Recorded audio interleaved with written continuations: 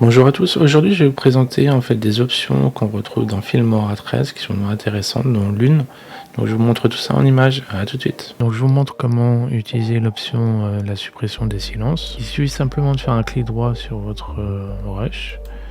Ensuite vous avez outils d'édition intelligente et vous sélectionnez le premier. Vous avez deux options, donc ça c'est une toute nouvelle option qui vient de sortir de la version 13 qui permet de tester le texte, c'est-à-dire de supprimer à partir du texte. Alors c'est aussi une possibilité, donc on va pas voir cela aujourd'hui, on va voir par rapport au son. Donc on utilise tout simplement édition basée sur le son. Donc on fait OK.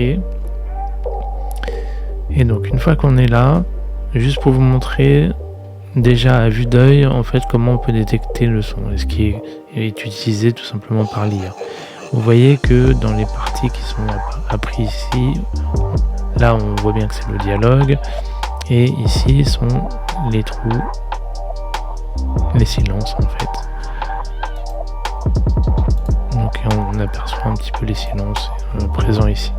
Donc ce qu'on va essayer de faire, c'est qu'on va tout simplement utiliser commencer et on va voir comment il détecte les sons, lui à sa façon.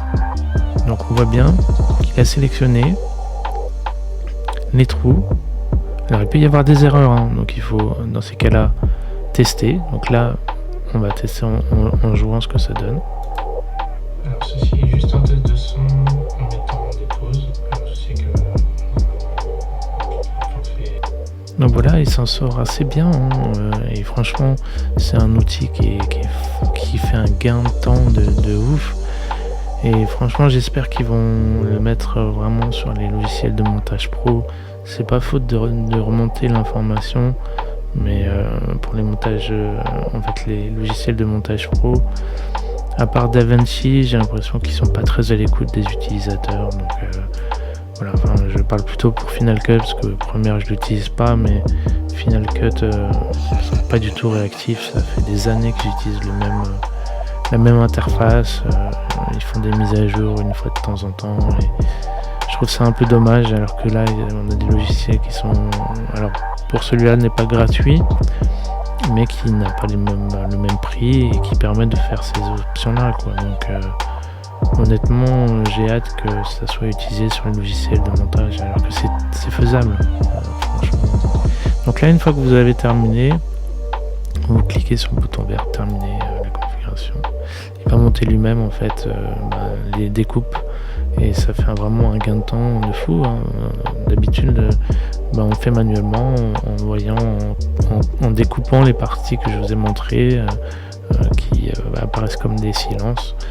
Bon, il peut y avoir des erreurs comme je vous ai dit, mais simplement vous pouvez masquer, avec l'œil. Donc je vous montre comment réactiver le son s'il y a une erreur. Vous avez simplement à sélectionner, vous voyez, vous avez un œil, vous cliquez dessus et ça le réactive. Donc vous pouvez sélectionner les parties que vous pensez qui sont correctes, vous pouvez les remettre tout simplement actifs. Donc je vous montre ce que ça donne en image. Alors ceci est juste un test de son en mettant des pauses. Alors je sais que normalement quand on fait justement des facecam,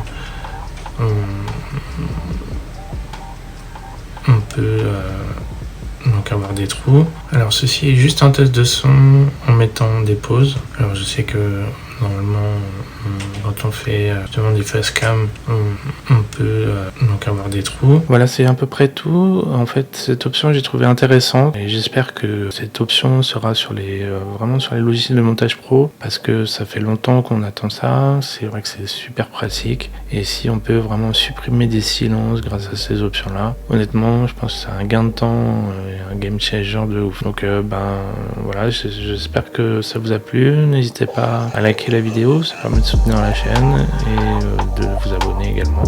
Et je vous dis à très bientôt.